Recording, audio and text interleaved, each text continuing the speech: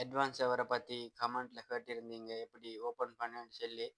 Open பண்ண video advance hour open ஆகினது தான் video ஒன்று செஞ்சு காட்டியே போடலும். இப்போ என்கிட்ட இருக்க நேரத்தோட நான் ஓப்பன் பண்ணின அட்வான்ஸ் ஹவர் அக்கௌண்ட் ஒன்று இருக்குது. அதை காட்டியன் என்னென்ன இருக்குதுன்னு பாருங்க. அட்வான்ஸ் ஹவரில் நீங்கள் நார்மலாக ஒரு அமௌண்ட் எடுப்பேலி 2 டைமண்ட் இல்லாட்டி 3 டைமண்ட். இந்த பாருங்கள், இது ரோஸ் அமௌண்ட் எல்லாமே என்கிட்ட இருக்குது, ஃப்ரீயாக கிடைச்சது. அடுத்து பார்த்தீங்கன்னா கன் பாக்ஸ் இருக்குது, பெர்மனன்ட் டிஸ்கின் உள்ள கன் பாக்ஸ், அதெல்லாம் 19 டைமண்ட்.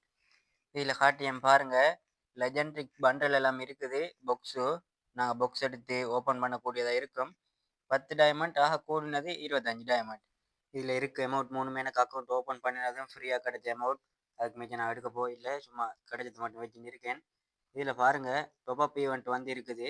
40 டைமண்ட் டாப்அப் பண்ணினா 100 டைமண்ட் ஃப்ரீ, 110 டைமண்ட் டாப்அப் பண்ணால் 110 டைமண்ட் ஃப்ரீ, 300 டைமண்ட் டாப்அப் பண்ணால் 120 டைமண்ட் ஃப்ரீ, 500 டைமண்ட் டாப்அப் பண்ணினா 130 டைமண்ட் ஃப்ரீ. அப்படி அடிக்கிட்டே போயிலும் ஃப்ரீ கிடைச்சதுல.